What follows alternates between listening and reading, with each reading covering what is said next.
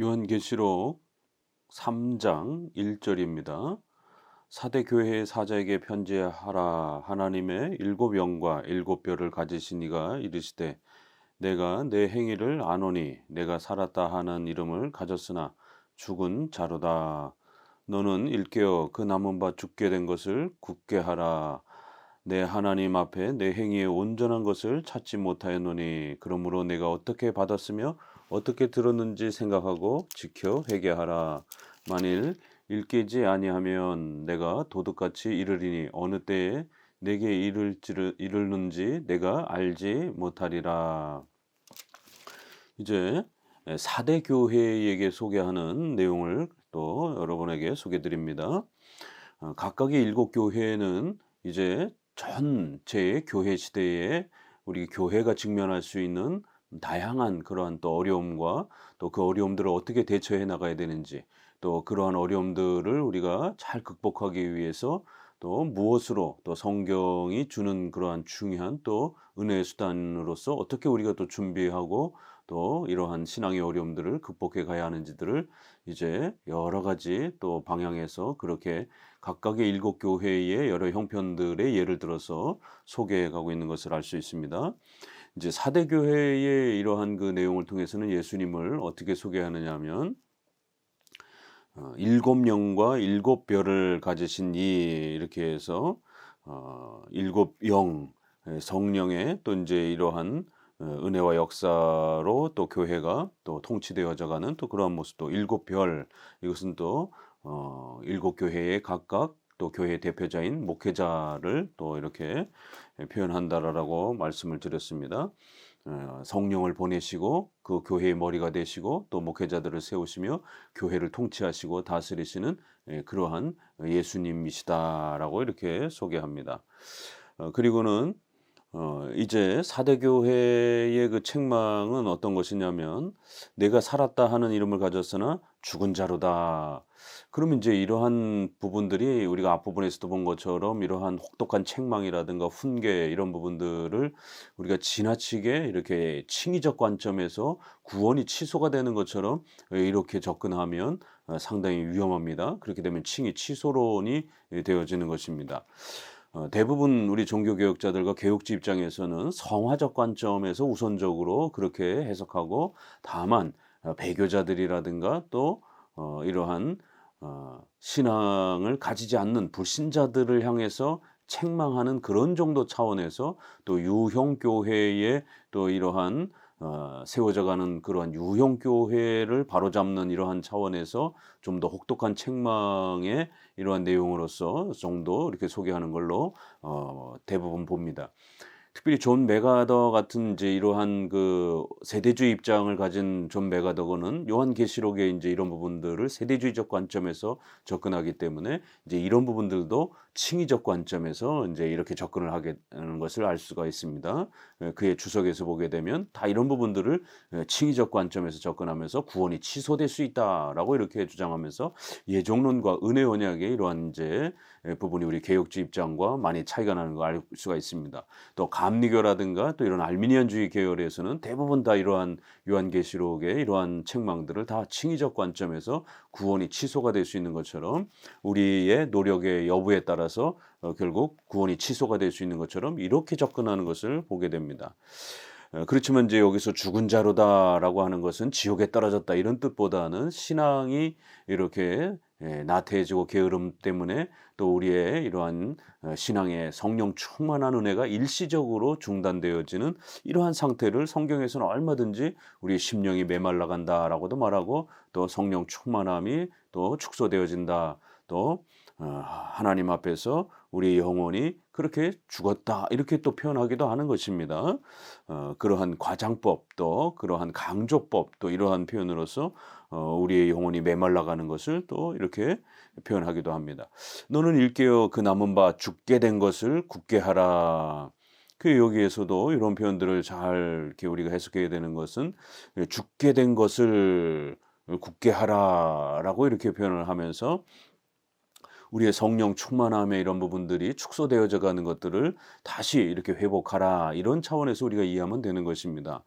성령 충만은 우리가 은혜의 수단을 잘 관리하면 또 풍성해지기도 하고 또 그것이 우리가 게을러지면 또 축소되어지기도 하는 것입니다. 이러한 성화의 이러한 그 충만한 은혜들은 성령 충만한 은혜들은 또 더 커지기도 하고 작아지기도 하는 것이에요. 그러나 구원의 이러한 성령의 한번 임하셔서 우리를 중생시키시는 이런 은혜들은 취소되는 게 아닌 것입니다. 여기에서도 죽게 된 것을 굳게 하라 이렇게 하면서 죽은 자로다라고 앞부분에서 표현하지만 또 죽게 된 것을 이렇게 표현하면서 좀 더 진행적인 또 이러한 표현으로 표현하고 있는 것을 보게 됩니다. 완전히 그렇게 죽은 것이 아니라 이렇게 약화된 것을 강건하게 하라라고 이렇게 지속적인 또 은혜의 수단들을 사용하면서 성령 충만함이 채워지도록 노력하라 이런 정도로 권면하는 겁니다. 우리의 이러한 그 신앙적 행위들이 이렇게 온전하지 못한 것이 또 발견될 수 있다라는 것이에요. 우리는 불완전 성화를 주장하기 때문에 개혁주의는 때로는 우리가 은혜의 수단을 게을리하면 또 이렇게 또 축소가 될 수도 있는 것입니다. 그러므로 내가 어떻게 받았으며 어떻게 들었는지를 생각하고 회개하라라고 우리의 신앙을 우리가 처음에 어떻게 받았는지 또 어떻게 들었는지 여기에서도 들었는지 이런 부분을 이렇게 강조하면서 신앙이란 성경 말씀을 듣는 이런 방식을 통해서 만들어져 가고 또 계속해서 성장해 가는 것인 성경 신앙의 이러한 부분임을 가르쳐 줍니다. 체험하고 느끼고 이런 것이 아니라 어떻게 받았는지 사도들이 전해준 것, 말씀을 통해서 전해준 것, 그것을 그렇게 잘 설교를 통해서 교육을 통해서 그렇게 잘 들었던 것입니다. 로마서 10장 17절에 믿음은 들음에서 나고 들음은 그리스도의 말씀에서 난다. 그래서 믿음은 듣는 것을 통해서 만들어지는 것이지 무슨 체험하고 땅바닥에 구르고 무슨 강렬한 무슨 중생 체험을 해야 되는 이런 것들이 아닌 겁니다. 만일 깨지 아니하면 이제 혹시라도 우리가 나태해지고 게을러질 때 그런 상태에서 예수님이 만약에 갑작스럽게 오신다라면 또 우리가 하나님 앞에 또 신실한 또 우리의 이러한 책임감을 제대로 발휘하지 못하고 부끄럽게 또 그렇게 주님을 맞이할 수도 있다라는 거예요. 어느 때 내게 이르는지 내가 알지 못한다. 그러니까 최선을 다해서 매일매일 그렇게 하나님 앞에 더욱 회개하면서 신실하게 성령 충만함으로 성화의 이러한 자리들을 세워가라는 것이에요. 그러나 사대에 그 옷을 더럽히지 아니한 자 몇 명이 내게 있어 흰옷을 입고 나와 함께 다니리니 그들은 합당한 자인 연고라. 이기는 자는 그와 같이 흰옷을 입을 것이요 내가 그 이름을 생명책에서 결코 지우지 아니하고 그 이름을 내 아버지 앞과 그의 천사들 앞에서 시인하리라. 귀 있는 자는 성령이 교회들에게 하시는 말씀을 들을지어다.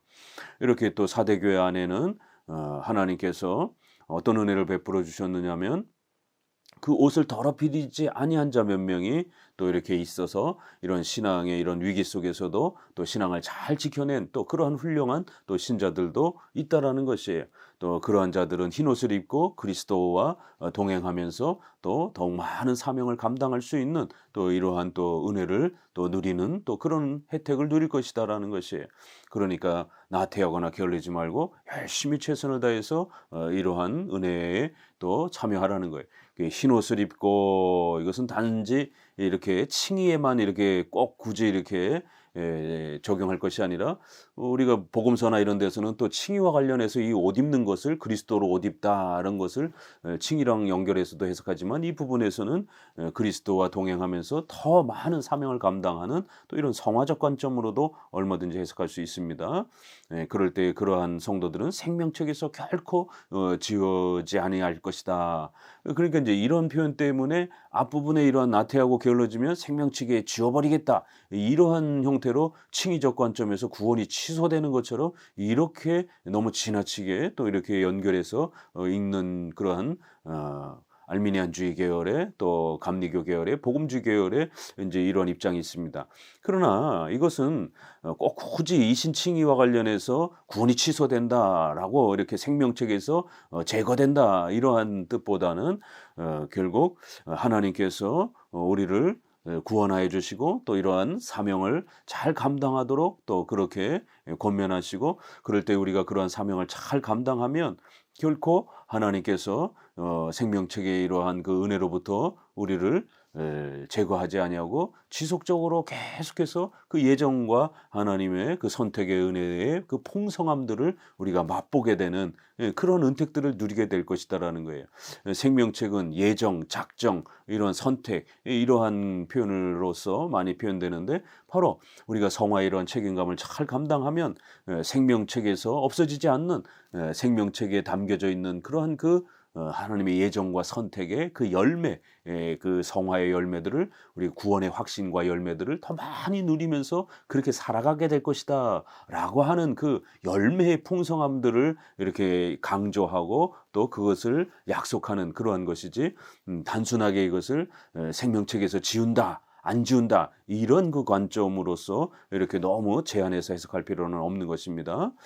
또 빌라델비아 교회의 7절을 보게 되면요. 빌라델비아 교회의 사자에게 편지하라. 거룩하고 진실하사 다윗의 열쇠를 가지신 이 곧 열면 닫을 사람이 없고 닫으면 열 사람이 없는 그가 이르시되 볼지어다 내가 내 앞에 열린 문을 두었으되 능히 닫을 사람이 없으리라. 내가 내 행위를 아노니 내가 작은 능력을 가지고서도 내 말을 지키며 내 이름을 배반하지 아니하였도다.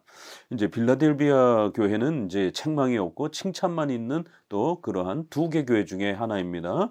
칭찬만 소개를 하고 있습니다. 그래서 또 어떤 교회들은 참으로 믿음이 연약한 상태에서도 또 열악한 여러 외부적 그런 어려움 상황에서도 또 신실하게 또 이러한 신앙을 잘 지키며 사명을 감당하며 유용교회를 잘 세워가는 그런 또 훌륭한 교회들도 또 역시 있더라는 것이에요. 또 이러한 훌륭한 교회로 또 성장해 가도록 열심히 최선을 노력하라는 것이에요. 예수님을 소개하기를 다윗의 열쇠를 가지신 이 열면 닫을 사람이 없고, 그러면 다윗의 열쇠는 뭐예요?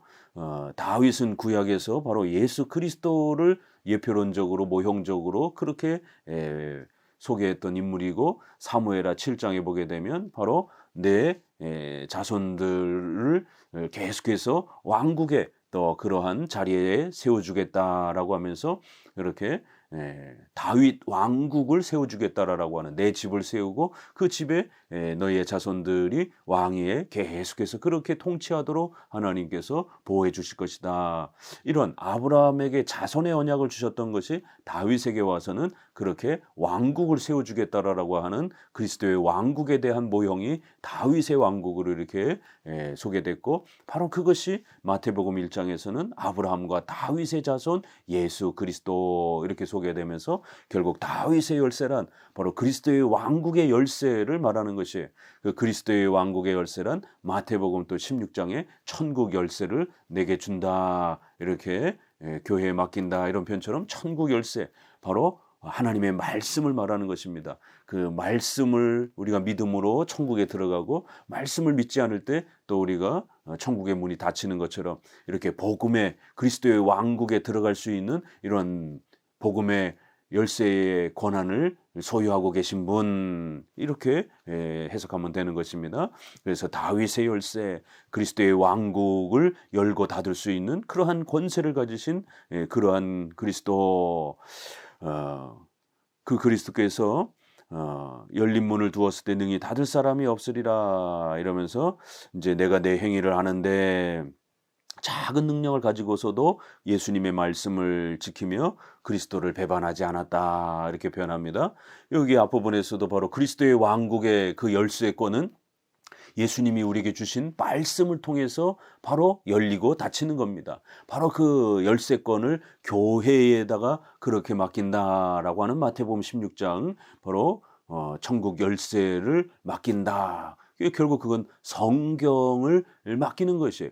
그래서 그 말씀을 믿으면 믿고 회개하면 천국 문이 열리는 거고, 말씀을 믿지 않으면 천국 문이 닫히는 것이에요. 바로 예수님을 소개할 때 이렇게 하나님의 말씀을 예수님께서 우리에게 주시고, 그 말씀을 통해서 천국 문이 열리고 닫힐 수 있도록 그렇게 역사하시는 그리스도, 그러면서 바로 그 그리스도의 이 말씀을 너희가 잘 믿고 의지했다라는 거예요. 내 말을 지키며 그리스도를 배반하지 않았다. 우리가 보이지 않는 그리스도를 어떻게 믿습니까? 보고 만지고 이러는 것이 아니라 예수님이 남겨주신 바로 이 성경 말씀을, 그리스도의 말씀을 우리가 믿고 의지하고 사랑하는 바로 그것이 믿음인 것이에요.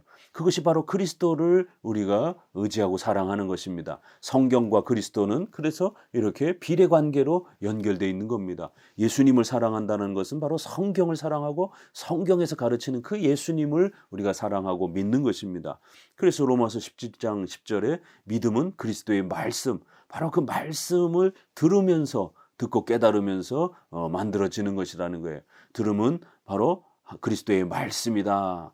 바로 여기 성경신앙이라고 하는 우리 기독교의 아주 중요한 신앙 원리가 이렇게 그리스도의 말씀을 믿고 의지하며 그리스도를 사랑하며 그리스도를 배반하지 않았던 이러한 믿음을 너희가 잘 지켰다라는 거예요. 그래서 작은 믿음을 가지고도 이제 그 수많은 어려움과 환난들을 잘 이겨냈다라는 것입니다. 칭찬하는 것이죠. 성경신앙을 칭찬하는 거예요. 여기 어디에도 방언하고 환상 보고 무슨 쓰러지고 이러한 회심 체험, 중생 체험, 또 제2 성령 세례 체험, 이런 이상한 종교 체험을 자꾸만 그걸 믿음으로 이렇게 주장하는 이러한 그 형태가 아닙니다. 그런 것들은 다 잘못된 기독교의 믿음의 정의입니다. 오직 성경을 사랑하고 성경을 통해서 예수님을 사모하고 사랑하는 것, 이게 바로 참된 신앙인 것입니다. 그래서 그러한 작은 믿음을 가지고도 또 이렇게 어려움을 잘 극복한 것을 칭찬해 주는 겁니다. 성경을 믿고 의지하는 그러한 신앙을 칭찬해 주는 것이에요. 이 빌라델비아 교회에 어떤 어려움이 있었느냐면 9절 보라 사탄의 회당 곧 자칭 유대인이라 하나 그렇지 아니하고 거짓말하는 자들 중에서 며칠 내게 주어 그들로 와서 내 발 앞에 절하게 하고 내가 너를 사랑하는 줄을 알게 하리라. 여기에서도 사탄의 그런 회당, 자칭 유대인이라고 하는 그러한 자들이 있지만 결국 그들은 참된 유대인이 아니라 참된 유대인은 바울과 같은 또 요셉과 마리아와 같은 이러한 1세기 당시에 구약의 이러한 신앙을 잘 지켜내었던, 그리고 오실 예수 그리스도를 소망했던 이러한 참된 이스라엘, 바로 그러한 참된 유대인들을 말하는 것이죠. 그러나 결국 가짜 유대인들이 있었고 그 가짜 유대인들은 결국 신앙을 흉내내면서 거짓된 그러한 모습으로 그렇게 결국 유대주의라고 하는 바리새인들과 사두개인들처럼 그렇게 거짓된 자들이었고, 또 우리가 SNF파라든가 또 에비온파라든가 또 이렇게 사도행전 15장에서도 보게 되면 유대인들 중에 기독교로 넘어오는 자들이, 개종하는 자들이 유대교와 기독교를 혼합하면서 짬뽕하면서 믿는 것도 중요하게 여기면서도 또 할례를 행하라 이러면서 마치 종교적 의식과 행위로, 인간의 선한 행위로 마치 믿음이 협력되어야 되는 것처럼 신인 협력주의로, 공로주의로 이렇게 또 할례를 또 추가하는 기독교와 유대교를 혼합하는 그러한 자칭 유대인과 같은 그런 유대적 기독교를 주장하는 그러한 자들, 이러한 자들은 사탄의 회당이라는 거예요. 결국 종교 혼합주의를 가르치는 자들은 아주 악한 자라는 겁니다. 결국 기독교와 유대교를 혼합시켜도 문제가 되고, 영지주의자들은 동방의 이러한 또 문화와 이러한 신비 체험들을 기독교와 섞으면서 이런 결국 기독교 신비주의를 초창기부터 영지주의, 몬타니즘 이러한 신비주의자들이 결국 형성이 되었고, 중세 또 이러한 수대운 운동을 통해서 또 지속되었고, 그래서 로마 카톨릭 안에 이렇게 귀신을 내쫓고 병자를 또 성수를 뿌려가면서 고치고 이러한 미신적인 이러한 신비 체험을 강조하는, 그리고 그것이 제세례파로 이어지면서 또 17세기, 18세기에는 결국 경건주의로 넘어가는 이제 이러한 역사를 갖게 되는 겁니다. 이렇게 자꾸만 기독교와 신비주의를 이렇게 혼합시키는 신비주의자들이 있다라는 것입니다. 또 정치와 기독교를 혼합화를 해서 그렇게 마치 기독교가 정치를 위한 목적으로 존재하는 것처럼 이러한 자들을 우리가 자유주의자라고 말을 합니다. 결국 오늘날에도 정치 신념에 빠져서 결국 또 이렇게 80년대에 그런 운동권에 활동했던 많은 진보적 또 이런 성향을 가진 사람들이 독재 타도, 미군 철수 이런 주장을 목사들이 오늘날 여전히 부르짖으면서 이렇게 특별히 50대에 이렇게 80년대에 공부했던 이러한 운동권 활동을 했던 그런 목사들이 결국 목사가 되어서 운동권적 시각을 가지고 여전히 미군 철수를 부르짖으면서 세계 유일의 분단 국가인 대한민국 현실에서 미군 철수를 부르짖으면서 그렇게 국가의 이러한 통일과 이러한 부분들을 사회주의적인 이런 국가를 또 펼치고 사회 정의와 복지를 마치 교회의 본질인 것처럼 이렇게 또 주장하는, 또 이렇게 국가와 교회를 혼합하는 그러한 또 혼합주의자들이 있는 것입니다.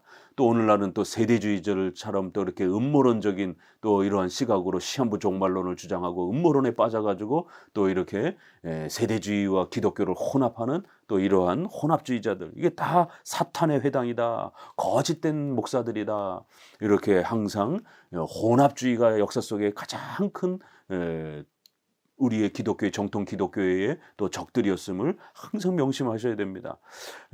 하나님께서는 바로 그런 악한 자들 중에 또 몇몇을 또 이렇게 빌라델비아 교회 안에 무릎 꿇게 하시고, 이런 것은 이제 개종을 했다라는 거죠. 회개했다라는 것이죠.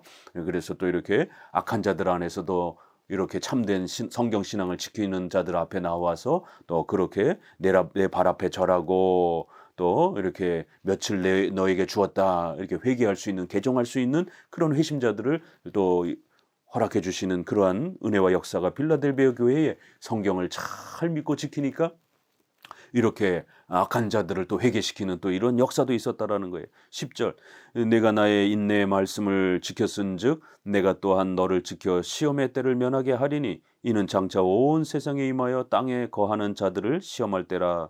내가 속히 오리니 내가 가진 것을 굳게 잡아 아무도 내 면류관을 빼앗지 못하게 하라. 이기는 자는 내 하나님의 성전의 기둥이 되게 하리니 그가 결코 다시 나가지 아니하리라. 내가 하나님의 이름과 하나님의 성 곧 하늘에서 내 하나님께로부터 내려오는 새 예루살렘의 이름과 나의 새 이름을 그 위에 기록하리라. 귀 있는 자는 성령이 교회들에게 하시는 말씀을 들을지어다. 그리고는 이제 그들을 다시 한번 칭찬하는 것은 내가 그리스도의 그 소중한 말씀을 잘 인내하면서 그렇게 그 성경 신앙을 지키면서 또 이 엄청난 시험의 때를 그렇게 잘 이겨냈다라는 거예요. 이 빌라델비아 교회는 성경 신앙을 칭찬하고 있습니다. 제2 성령 세례 체험, 방언 신비 체험이 아닙니다. 오직 성경을 사랑하고 그 성경을 붙잡고 교리 공부하면서 성경을 더 깊이 배워가려고, 성경을 더 사랑하려고, 실천하려고 애를 쓰는 이렇게 인내의 말씀, 성경 말씀을 사랑하고 성경 말씀을 부여잡고 인내하면서 그렇게 살아가는 것이에요. 그러면 많은 시험의 이런 어려움들도 우리가 극복하며 이겨낼 수 있다라는 것입니다. 온 세상에 임하여 땅에 거하는 자들을 시험할 때라. 이렇게 종말이 다가올수록 더 많은 고통과 어려움이 더 극심해질 거라는 거예요. 그럼에도 불구하고 성경에 집중하고 오직 성경, 우리 종교개혁자들이 외쳤던 것처럼 오직 성경에 머무르라는 겁니다. 오직 성경 해놓고 자꾸 체험이나 뜨거운 어떤 환상 이런 걸로 자꾸 덧붙이려고 하지 마세요. 오직 성경, 오직 교리 공부, 오직 성경을 사모하고 연구하면서 또 실천하면서 그렇게 살아가는 거예요. 바로 이 신앙을 굳게 잡으라는 겁니다. 이 굳게 잡고 흔들리지 말고 어떤 유혹이 오더라도 신비체험이라든가 경건주의의 마음을 빼앗기지 말고 오직 성경을 사랑하는 이 신앙에 굳건히 서 있으라는 거예요. 그래야만 내가 면류관을 그렇게 더 풍성하게 얻게 될 거라는 거예요. 여기서도 면류관을 빼앗긴다, 이거를 지옥에 다시 떨어진다, 이런 식으로 해석할 필요는 없는 겁니다. 이 성화의 이런 부분들에 있어서 어떤 사람은 더 큰 상급을 받고 어떤 사람은 상급을 받지 못하는 이러한 부분에서 면류관의 이러한 부분을 상급으로 충분히 해석할 수 있는 것입니다. 그래서 그러한 큰 면류관을 빼앗기는 사람도 있고 또 그거를 차지하는, 상급으로 차지하는 사람도 있다라는 겁니다. 잘 견디고 실천하는 이러한 성도들에게는 하나님의 성전의 기둥이 되게 하리라, 이러면서 더 큰 그릇으로 그렇게 쓰임 받을 것이다라는 거예요. 이 기둥의 역할을 하는 그러한 성전의 비유로 그 또 상급을 이렇게 약속합니다. 그리고 하나님의 이름과 하나님의 성 곧 예루살렘에서 곧 하늘에서 바로 이렇게 하나님으로부터 내려오는 새 예루살렘의 이름과 새 이름을 그 위에 기록할 것이다. 이렇게 성도들의 이름이 바로 천국에 그렇게 충만하게 가득 찰 것이다라는 것이에요. 그러니까 이러한 부분도 그 이름을 기록한다라고 하는 것은 이제서야 기록한다, 이제 이러한 뜻보다는 만약에 이러한 일을 게을리하게 되면 그 기록을 중간에 기록하다가 지울 것이다, 이렇게 되면 예종론하고 깨져버리는 것이에요. 그러니까 이 기록한다라는 말은 여러 의미가 있는 것입니다. 단지 이거를 꼭 그 칭의와 관련해서 꼭 고집해서 해석할 필요는 없습니다. 그런데 이제 이런 부분들도 다 존 메가더는 칭의와 연관해서 해석합니다. 그러나 박윤선 목사님이라든가 종교개혁자들은 성화적 관점에서 해석하라라고 그렇게 당부합니다. 그래서 새 예루살렘 천국에서 그 풍성함들을 하나님의 성전에서 기둥과 같은 역할을 감당하면서 그렇게 상급을 받을 것이다라는 겁니다. 라우디아 교회 14절 라우디아의 교회 사제에게 편지하라. 아멘이시요 충성되고 참된 증인이시요 하나님의 창조의 근본이신 이가 이르시되. 여기 이제 예수님을 어떻게 소개합니까? 창조의 근본이다. 요한복음 1장에 바로 예수님이 태초에 그렇게 계셨고 창조할 때 그때 계셨고 이런 것이 아니라 영원 전부터 계셨고 또 하나님과 함께 계셨고 또 그 모든 만물을 창조할 때 그리스도께서 함께 계셨고 그리스도로 말미암아 창조했다 이렇게 표현하는 것처럼 예수님을 또 창조주여 전지전능하신 분으로 이렇게 소개를 합니다. 아주 다양하게 그리스도를 소개합니다. 15절 내가 내 행위를 아노니 내가 차지도 아니하고 뜨겁지도 아니하도다. 내가 차든지 뜨겁든지 하기를 원하노라. 내가 이같이 미지근하여 뜨겁지도 아니하고 차지도 아니하니 내 입에서 너를 토하여 버리리라. 이것도 대표적으로 이것도 또 칭에다가 연결을 해가지고 우리가 경건해서 또 우리가 성화해서 또 이렇게 나태해지거나 게을러지면 토해버린다. 그래서 지옥에 다시 떨어뜨린다. 이렇게 또 적용하는 이러한 복음주의권 내 해석들이 있습니다. 그러나 이것도 얼마든지 꼭 예수님이 토해낸다 이런 말을 이렇게 꼭 예수님이 지옥에다 다시 던져넣는다 이런 뜻으로 꼭 해석할 필요는 없는 것입니다. 우리가 성경에서는 죄를 조심해라, 죄 짓지 않도록 하라 이런 부분들에 대해서는 과장법과 또 이러한 비유법이라든가 강조법들이 굉장히 많습니다. 마태복음에도 한쪽 손이 범죄하면 그걸 잘라내 버리라, 한쪽 눈이 범죄하면은 그걸 눈을 파버리라 이런 표현들도 있습니다. 그러나 그거는 실제로 눈을 파라는 얘기는 아닌 것이에요. 그러니까 예수님이 이렇게 토해낸다 이제 이런 부분은 아주 엄중한 그 책망을 성화를 게을리하고 또 은혜의 수단을 게을리하고 나태함과 또 이런 게으름에 빠지게 되면 우리가 성령 충만함을 잃게 되고 일시적으로 하나님의 은혜를 잃게 되어 아주 메마른 자로 아주 그 부패하고 또 이러한 그 죄악된 사람으로 그렇게 또 한동안 살아갈 수 있다라고 성경은 경고합니다. 그래서 차지도 않고 뜨겁지도 않고 이렇게 신앙생활을 하는 것도 아니고 안 하는 것도 아닌 이런 나태함 속에 빠질 수 있다는 거예요. 은혜의 수단을 게을리하게 되면 이런 일이 벌어집니다. 정기적인 그러한 예배에 참석해서 주일 성수를 통해서 말씀, 성례, 기도라고 하는 이 은혜의 수단을 게을리하게 되면 결국 성도들은 아주 신앙이 차갑게 그렇게 곤두박질 치는 겁니다. 그러나 그렇다고 해서 지옥에 다시 떨어지는 건 아닙니다. 그러니까 예수님이 토해낸다, 팔을 잘라낼 것이다. 또 히브리서 12장에서는 회초리를 아주 호되게 맞을 것이다. 이런 아주 여러 다양한 표현들이 있는 것입니다. 그러니까 차든지 뜨겁든지 하라. 그래서 하나님 앞에서 더 열심히 최선을 다해서 성령 충만함으로 살아가면서 사명 감당하면서 살아가도록 그렇게 열심히 노력하라는 것이 16절 이러한 내 입에서 너를 토하여 버릴 것이다 라는 이런 부분들도 강조법으로 이렇게 표현을 하는 겁니다. 왜냐하면 이제 그 뒷부분의 문장과 연결돼 봤을 때 이건 성화와 관련된 것이지 만약 칭의와 관련됐다라면 뒷부분을 이렇게 말할 수가 없는 거예요. 뒷부분은 뭐라고 말하냐면 17절에 내가 말하기를 나는 부자라 부요하여 부족한 것이 없다 하나 내 곤고한 것과 가련한 것과 가난한 것과 눈먼 것과 벌거벗은 것을 알지 못하는도다. 이렇게 성도가 마치 교만하고 자랑하고 아무 일 없는 것처럼 이렇게 은혜 수단을 게으리하게 되면 겉으로는 멀쩡해 보여도 속으로는 아주 가난하고 영적으로 곰핍하고 하나님의 말씀에도 무지하고 섭리도 제대로 판단하지 못하고 그래서 하나님 앞에 하나님의 뜻을 바르게 행하지도 못하고 징계받고 책망받으면서 구약의 이스라엘 백성들 보세요. 얼마나 많이 책망받는가. 또 고린도 전서 보세요. 성도들이 싸워가지고 얼마나 교회 문제가 많습니까.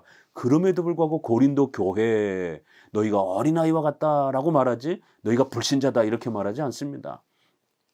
그러니까 이렇게 가난하고 벌거벗은 상태처럼 그렇게 살아갈 수도 있다라는 거예요.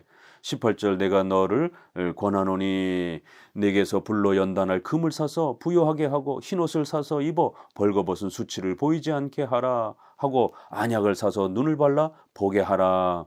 이렇게 부지런히 은혜의 수단을 사용하라는 거예요. 여기 흰옷을 사고 안약을 사고 금을 사고, 이건 마치 이제 우리가 의식주에 있어서 벌거벗지 않도록 좋은 옷으로 우리 자신을 치장하고, 또 이렇게 약을 발라서 몸이 병들지 않게 하고, 또 이렇게 의식주와 관련해서 우리의 삶을 건강하게 잘 보호하고 육체를 보호하라라는 이런 비유를 쓰는 것입니다. 그래서 은혜의 수단을 사용해서 영적으로 더욱 건강해질 수 있도록 최선을 다하라는 것이에요. 19절, 물은 내가 사랑하는 자를 책망하여 징계하노니 그러므로 내가 열심을 내라 회개하라. 여기도 보세요. 이 구절 때문에 그렇습니다. 내가 사랑하는 자를 책망한다라는 거예요. 지금 엄청난 책망을 하잖아요. 그러나 그들을 지옥에 버렸으면 예수님은 그들을 사랑하지 않는 것이죠. 그들을 지옥에 버리지 않은 겁니다. 여전히 사랑하고 계시는 거예요. 토하여낸다라고 하는 것은 그들을 책망하는 강한 강조법이에요. 그들을 너무너무 사랑하기 때문에 책망하는 겁니다. 히브리서 12장에 있는 말씀처럼 사생아, 아버지가 없는 자들은 책망도 안 한다라는 거예요. 그러나 성도들은 더 호되게 죄에 빠지지 않도록 그들을 사랑하기 때문에 아버지와 같은 회초리를 맞을 수 있다라고 이렇게 부성적 사랑을 이야기합니다. 여기도 심판주로서 그들을 죽이려고 지옥에 떨어뜨리려고 하는 게 아니라 구원자로서 아버지로서 부성애적인 그런 책망, 내가 너희를 사랑하기 때문에 책망한다라는 거예요. 이게 어떻게 칭의론적으로 이 부분을 토한다라는 거를 지옥에 떨어뜨린다라고 해석할 수 있겠습니까? 이건 여전히 성화적 관점인 것입니다. 그래서 20절도 볼지어다 내가 문 밖에 서서 두드리노니 누구든지 내 음성을 듣고 문을 열면 내가 그에게로 들어가 그와 더불어 먹고 그는 나와 더불어 먹으리라. 이것도 이제 대부분 많은 사람들이 또 그렇게 칭의적 관점에서 또 이렇게 해석하면서 결국 우리가 문 열어주지 아니하면 예수님은 못 들어온다.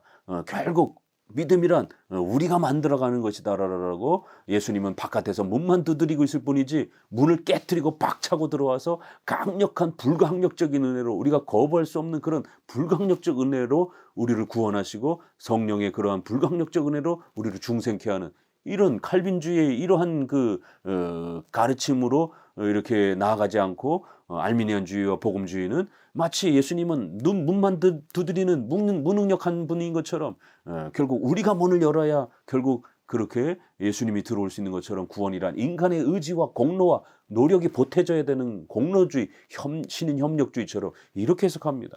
그러나 이것은 회개를 촉구하는 하나의 비유적 표현인 것입니다. 왜요? 회개에는 분명히 인간의 책임이 있는 겁니다.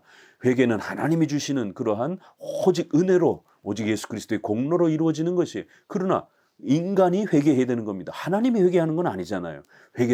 은혜를 주시는 것이죠. 그러나 회개될 책임은 인간에게 있는 거예요.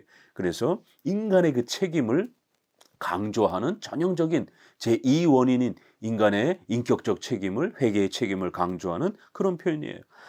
문 밖에 서서 두드리노니, 그래서 예수님의 이런 음성을 듣고 회개하라라는 교회의 설교와 은혜의 수단들을 듣고 열심히 회개하고 돌이키도록 부단히 노력하라는 것이에요. 그러면 다시 한번 성령 충만함을, 그리스도와 더불어 먹고 마시는 이러한 은혜의 충만함들을 회복하게 될 것이다라는 것입니다. 이렇게 역시 라오디아 교회도 책망을 받고 있지만 사랑하기 때문에 책망한다라는 것, 이렇게 오직 그리스도의 사랑, 오직 그리스도의 공로로 구원받는 이것이 분명하게 기초가 되어 있고, 그러면서도 인간의 회개의 책임을 또 이렇게 아주 조화롭게 강조하는 놀라운 면을 볼 수가 있습니다. 21절, 이기는 그에게는 내가 내 보좌와 함께 앉게 하여 주기를, 내가 이기고 아버지 보좌에 함께 앉는 것과 같이 하리라. 귀 있는 자는 성령이 교회들에게 하시는 말씀을 들을지어다. 여기서 이제 상급을 천국에서 그리스도께서 그 아버지의 보좌 곁에 그렇게 거하시는 것처럼 우리 성도들도 하나님의 보좌 곁에 서서 그 영광스러움을 누리는 이러한 은혜의 충만함들을 얻게 될 것이다라는 것이, 또 이렇게 천국의 이러한 상급으로 그 위대한 그 그리스도와 또 하나님의 보좌에 함께 참여하는 영광스러움으로 또 상급을 약속하고 있습니다. 이렇게 일곱 교회는 하나님의 작정, 예정, 선택의 이러한 그 토대 위에, 또 그러면서도 우리의 성화의 책임과 회개와 믿음의 또 이러한 강력한 또 촉구를 하면서 또 은혜의 수단들을 열심히 행하면서 또 유형교회를 부단히 또 섬기면서 사명 감당하면서 그렇게 살아가라라고 하는, 그리고 악한 무리들을 또 철저히 배격하면서 오직 성경 중심으로 그렇게 신앙생활을 하라라고 하는 우리 기독교의 아주 중요한 기초 내용들이 일곱 교회에 아주 핵심적으로 그렇게 또 요약되어 설명되고 있는 것을 볼 수가 있습니다. 감사합니다.